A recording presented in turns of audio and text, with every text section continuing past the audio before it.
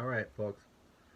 This is part 4 of me reading my article, which is called Redefining Sex. No thanks. All right, so this section's titled "How Then Are Trans Oppressed?" And you can find it in written form at brucecampaign.org. So, how then are trans oppressed? To the extent that they're denied free speech, free assembly, or their human rights, that's wrong. If they face violence based on their decision to dress and behave in ways they perceive to be mannerisms of the opposite sex, that's wrong. The laws that are already on the books for everyone should be enforced in protection for trans. I support their equal protection under the law. However, a white trans woman lesbian should not be considered an oppressed category any more than a white straight male. Such a person should not get the protections won by women because they're a man. This person shouldn't get protections for sexual orientation either because they're straight. However, a trans man who likes women is a female lesbian. They get these added protections. If they're black and Muslim, they shouldn't be discriminated for race or religion either. I'm not supporting of I'm not supportive of considering a self-identified trans woman lesbian an oppressed class. This is a kind of poison pill to the whole framework, trying to define trans as equal measure with sexual orientation or gender, even if they are not a woman or actually LGBT, is the crux of what is wrong. Trans, in my argument, is best considered a sexual culture.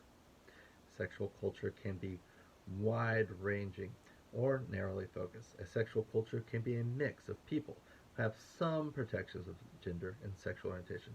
A sexual culture can be central to someone's identity.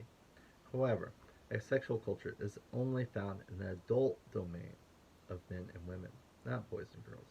Also, a sexual culture is in general treated as a private matter, not in the public eye, and there may be some threshold when it comes to advertising. Now, here are some potential examples of sexual cultures. A group of swingers, folks who are into BDSM, which is bondage, discipline, dominance, submission, sadism, people who are poly, Christian, monogamous, missionary types, ecstatic, spiritual, Karma Sutra practitioners, asexuals, and celibates.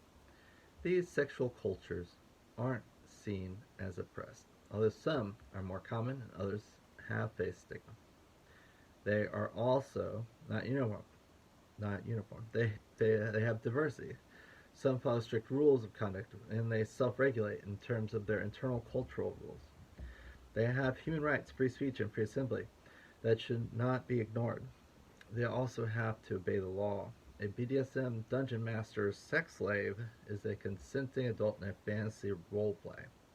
Just like a Christian fundamentalist wife isn't really his property. These are firm rules that apply. I accept trans as a sexual culture, and they should be treated equally with any other in terms of respecting their rights. They have to follow the laws like all other sexual cultures. To some degree, sexual cultures are accommodated for at times, or in other cases, you have specific regulations made against the quirks that they have. In England, for example, they have this thing called dogging. Apparently, people meet up in parking lots and have sex while other people watch. Maybe, I don't know.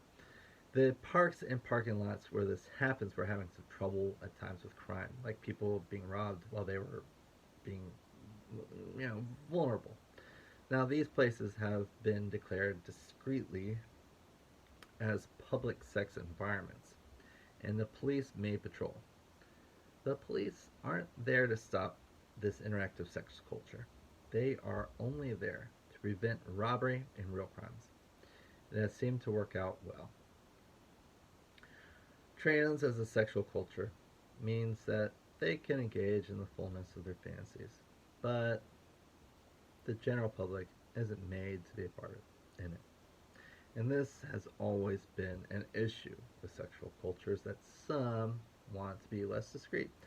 there are people who specifically get turned on by breaking these rules, like people who choose to have sex in public, nudists, public masturbators, flashers, and then there are the remote controlled vibrators people use. It's not necessarily the biggest deal, but people do get arrested for some of these things, and sometimes it can be scary. There are some semi-public settings, like certain bars or venues where it is known that adults of certain sexual cultures congregate for fun. There's certain events that can happen as well, and days of the year and festivals where these things kind of come alive and are more public.